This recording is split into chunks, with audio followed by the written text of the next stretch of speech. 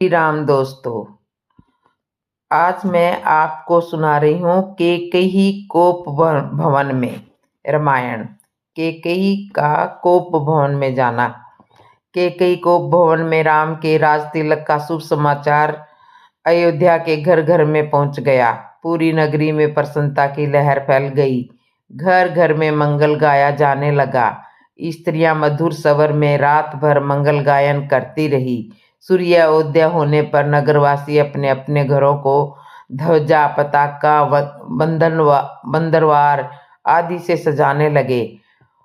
बाजारों को भांति भांति के सुगंधित और रंग बिरंगे पुष्पों से सजाया गया।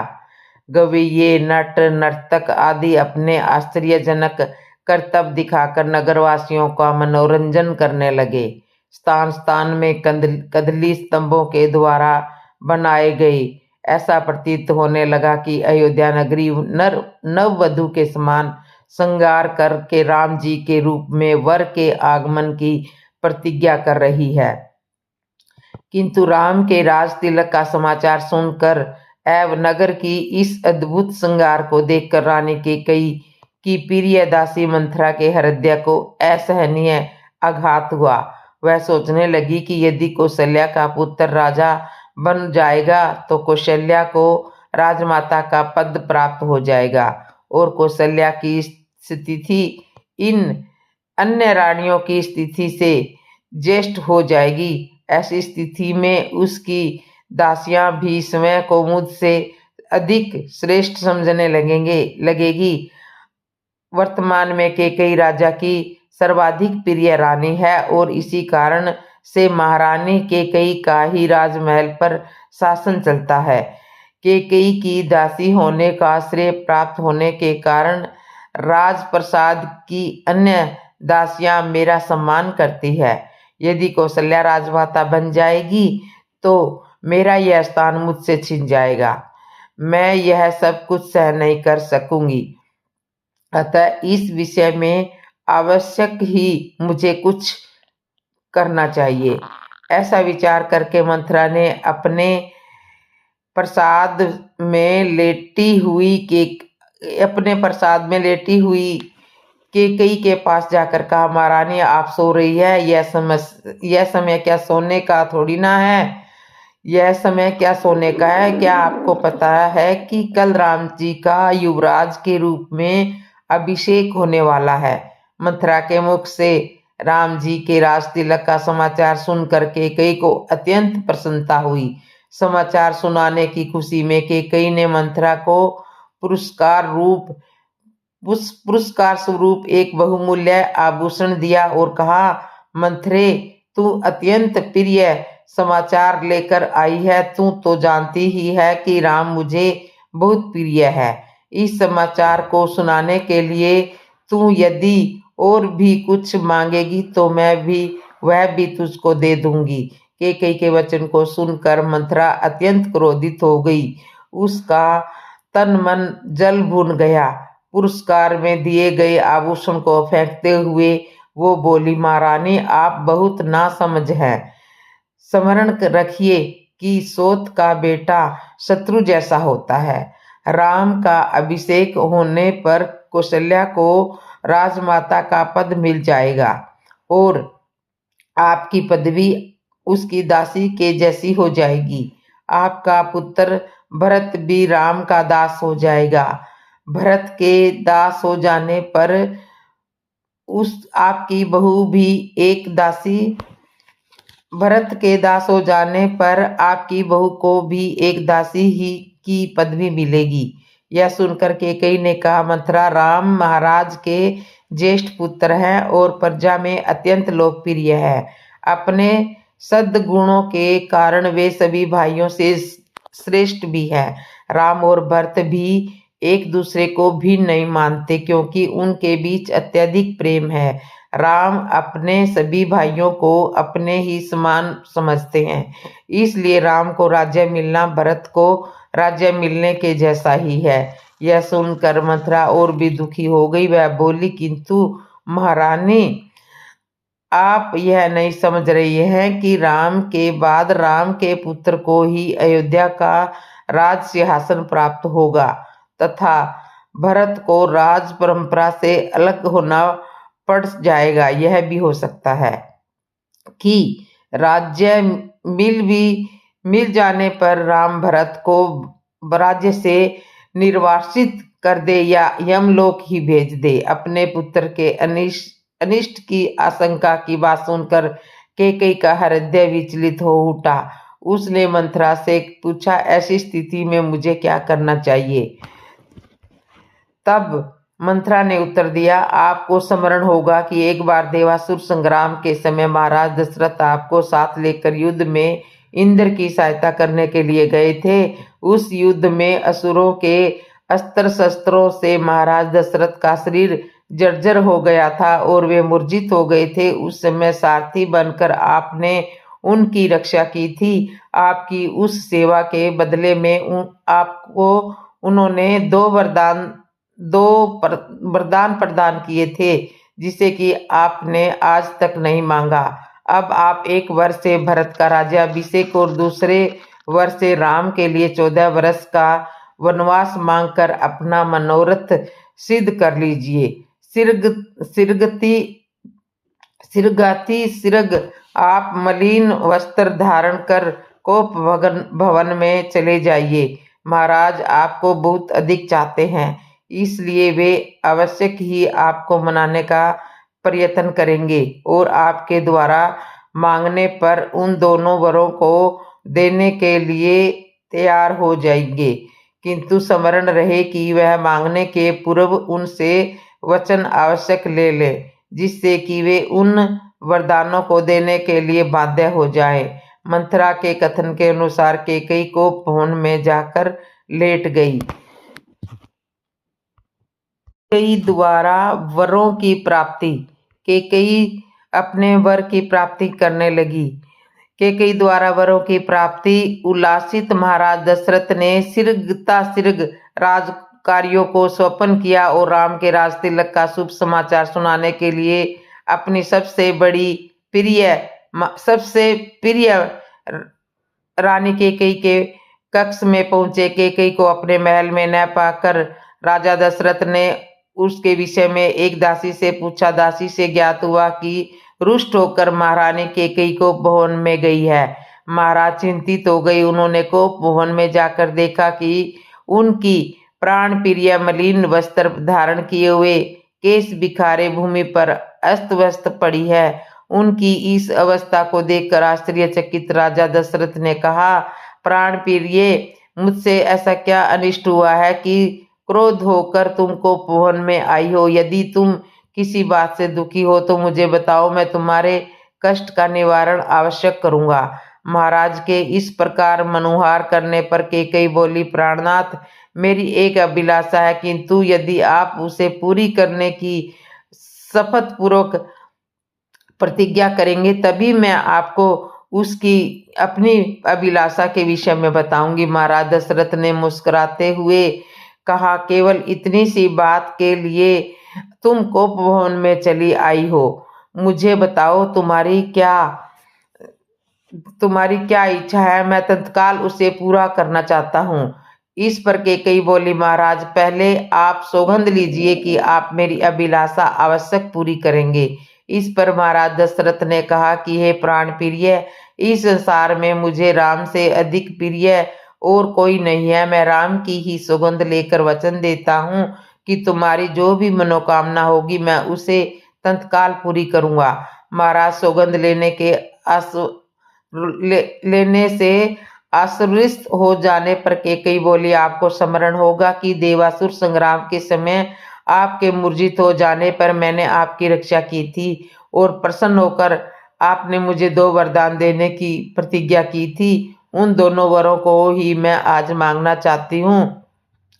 पहला वर तो मुझे यह दीजिए कि आप राम के स्थान पर मेरे पुत्र भरत का राज तिलक करें, और दूसरा वर मैं यह मांगती हूँ कि राम को 14 वर्ष के लिए वनवास जाने की आज्ञा दे। मेरी इच्छा है कि आज ही राम वल्कल वस्त्र धारण करके वनवासियों की भांति वन में जाने के लिए प्रस्थान करें। अब आप अपनी प्रतिज्ञा पूरी करें, क्योंकि आप सूर्यवंशी है और सूर्यवंशियों में अपनी प्रतिज्ञा का पालन प्राणों की बलि देकर भी किया जाता है। कैकेयी के इन वचनों को सुनकर राजा दशरथ का हृदय चूर चूर हो गया। उन्हें पीड़ा हुई और वे मूर्छित होकर गिर पड़े। कुछ काल बाद जब उनकी मूर्छा भंग हुई तो वे क्रोध और वेदना से कांपते हुए बोले, हे कुलघातिनी, न जाने मुझसे ऐसा कौन सा अपराध हुआ है जिसका तूने इतना भयंकर प्रतिशोध लिया है। पतिते नीच, राम तो मुझ पर कौशल्या से भी अधिक श्रद्धा रखता है, फिर भी तू उसका जीवन नष्ट करने के लिए कटिबद्ध हो गई है। प्रजा को अत्यंत प्रिय राम को बिना किसी अपराध के मैं भला कैसे निर्वासित कर सकता हूँ। तू अच्छी तरह से जानती है कि मैं अपने प्राण त्याग सकता हूँ, किंतु राम का वियोग नहीं सह सकता हूँ। मैं तुझसे विनती करता हूँ कि राम के वनवास की बात के बदले तू कुछ और मांग ले। मैं तुझे विश्वास दिलाता हूँ कि मैं तेरी मांग अवश्य पूरी करूंगा। महाराज दशरथ के इन दीन वचनों को सुनकर कैकेयी तनिक भी द्रवित नहीं हुई। वह बोली, राजन, ऐसा कहकर आप अपने वचन से हट रहे हैं, यह आपको शोभा नहीं देता। आप सूर्यवंशी है, अपनी प्रतिज्ञा पूरी कीजिए। प्रतिज्ञा से हटकर समय को और सूर्यवंश को कलंकित मत कीजिए। आपके द्वारा अपना वचन नहीं निभाए जाने पर मैं भी तत्काल आपके सम्मुख ही विष पीकर अपने प्राण त्याग दूंगी। यदि ऐसा हुआ तो आप प्रतिज्ञा भंग करने के साथ ही साथ स्त्री हत्या के भी दोषी हो जाएंगे। अतः उचित यही है कि आप अपनी प्रतिज्ञा पूरी करें। राजा दशरथ बार बार मूर्छित होते रहे और मूर्छा समाप्त होने पर कातर भाव से कैकेयी को मनाने का प्रयत्न करते रहे। इस प्रकार पूरी रात भी बीत गई। अंबर में उषा की लालिमा फैलने लगी, जिसे देखकर कैकेयी ने उग्र रूप धारण कर लिया और कहा, राजन, आप व्यर्थ ही समय व्यतीत कर रहे हैं। उचित यही है कि आप तत्काल राम को वन जाने की आज्ञा दीजिए और भरत के राज तिलक की घोषणा करवाइए। सूर्य उदय हो जाने पर गुरु वशिष्ठ मंत्रियों के साथ राजप्रसाद के द्वारा घर पहुंचे और महामंत्री सुमंत को महाराज के पास जाकर अपने आगमन की सूचना देने के लिए कहा।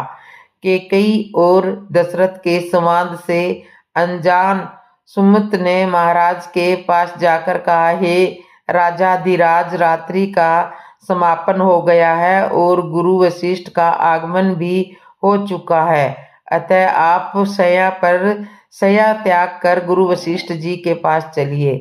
सुमंत के इन वचनों को सुनकर महाराज दशरथ को पुनः असमय वेदना का अनुभव हुआ तथा वे फिर से मूर्छित हो गए।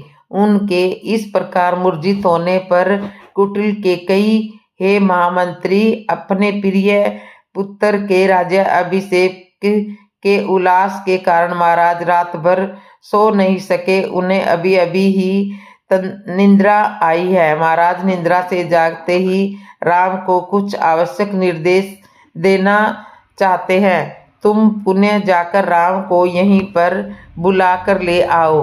कैकेयी के आदेश अनुसार सुमंत राम जी को उनके महल में बुला कर ले आए। सीता, राम और लक्ष्मण जी का वन जाने का अनुग्रह। सीता, राम और लक्ष्मण वनवास में साथ जाने का अनुग्रह माता कौशल्या से अनुमति प्राप्त करने तथा विदा लेने के पश्चात राम जनक नंदिनी सीता के कक्ष में पहुंचे। उस समय वे राजसी चिन्हों से पूर्णतः विहीन थे। उन्हें राजसी चिन्हों से विहीन देखकर सीता ने पूछा, हे आर्यपुत्र, आज आपके राज्य अभिषेक का दिन पर भी आप राजसी चिन्हों से विहीन क्यों हो? राम ने गंभीर किंतु शांत वाणी से सीता जी को समस्त घटनाओं के विषय में बताया और कहा, प्रिय, मैं तुमसे विदा मांगने आया हूँ, क्योंकि मैं तत्काल ही वल्कल धारण करके वन के लिए प्रस्थान करना चाहता हूँ। मैं चाहता हूँ कि मेरे जाने के बाद तुम अपने मधुर स्वभाव तथा सेवा से माता पिता भरत सहित समस्त परिजनों को प्रसन्न और संतुष्ट रखना। अब तक तुम मेरी प्रत्येक बात श्रद्धापूर्वक मानती आई हो और मुझे विश्वास है कि आगे भी मेरी इच्छा अनुसार तुम यहाँ रहकर अपने कर्तव्य का पालन करोगी। सीता बोली, प्राणनाथ, शास्त्रों बताते हैं कि पत्नी अर्धांगिनी होती है। यदि आपको वनवास की आज्ञा मिली है तो इसका अर्थ यह है कि मुझे भी वनवास की आज्ञा मिली है। कोई निधान नहीं कहता कि पुरुष का आधा अंग वन में रहे और आधा अंग घर में रहे। हे नाथ, स्त्री की गति तो उसके पति के साथ ही होती है, इसलिए मैं भी आपके साथ वन में चलूंगी। आपके साथ रहकर वहां मैं आपके चरणों के सेवा करके अपना कर्तव्य निभाऊंगी। पति की सेवा करके पत्नी को तो जो अपूर्व सुख प्राप्त होता है वह सुख लोक और परलोक के सभी सुखों से बड़ा होता है। पत्नी के लिए पति ही परमेश्वर होता है। यदि आप कंद मूल फल आदि से अपनी उदर पूर्ति करेंगे तो मैं भी अपनी श्रद्धा वैसे ही शांत करूंगी। आपसे अलग होकर सरोग का सुख वैभव भी मैं स्वीकार नहीं कर सकती। यदि आप मेरी इस विनय प्रार्थना की उपेक्षा करके मुझे अयोध्या में छोड़ जाएंगे, आपके वन के लिए प्रस्थान करते ही मैं अपना प्राण त्याग दूंगी। यही मेरी प्रतिज्ञा है। राम को वन में होने वाले कष्टों को ध्यान था, इसलिए वे अपने साथ सीता को वन में नहीं ले जाना चाहते थे। वे उन्हें समझाने का प्रयत्न करने लगे, किंतु जितना वे प्रयत्न करते थे सीता का हठ उतना ही बढ़ता चला जाता था। किसी भी प्रकार से समझाने बुझाने का प्रयास करने पर वे अनेकों प्रकार के शास्त्र सम्मत तर्क करने लगती और उनके प्रयास को विफल करती जाती। जनक नंदिनी की इस दृढ़ता के समक्ष राम जी का प्रत्येक प्रयास असफल हो गया और अंत में उन्हें सीता जी को अपने साथ वन ले जाने की आज्ञा देने के लिए विवश होना पड़ा। सीता की तरह ही लक्ष्मण ने भी राम जी के साथ वन जाने के लिए बहुत आग्रह किया। राम ने बहुत प्रकार से समझाया, किंतु लक्ष्मण उनके साथ जाने का विचार पर दृढ़ रहे। परिणाम स्वरूप राम को लक्ष्मण की दृढ़ता, स्नेह तथा अनुग्रह के सामने भी झुकना पड़ा और लक्ष्मण को भी साथ जाने की अनुमति देनी पड़ी। सीता और लक्ष्मण ने कौशल्या तथा सुमित्रा दोनों माताओं से आज्ञा लेने के बाद अनुनय विनय करके महाराज दशरथ से भी वन जाने की अनुमति देने के लिए मना लिया। इतना करने के पश्चात लक्ष्मण शीघ्र आचार्य के पास पहुंचे और उनसे समस्त अस्त्र शस्त्र आदि लेकर राम जी के पास उपस्थित हो गए। लक्ष्मण के आने पर राम ने कहा, हे सुमित्रे, वन के लिए प्रस्थान करने के पूर्व मैं अपनी संपूर्ण संपत्ति ब्राह्मणों, दासियों, याचकों में वितरण करना चाहता हूँ, इसलिए तुम गुरु वशिष्ठ के ज्येष्ठ पुत्र को बुला करके लेकर आओ। इस तरह से राम लक्ष्मण सीता वनवास जाने के लिए अनुग्रह करते हैं। तो जय श्री राम दोस्तों, आज की कथा को यहीं पर विश्राम देते हैं। आगे की कथा मैं आपको अगली वीडियो में बताऊंगी, सुनाऊंगी। तो जय श्री राम दोस्तों।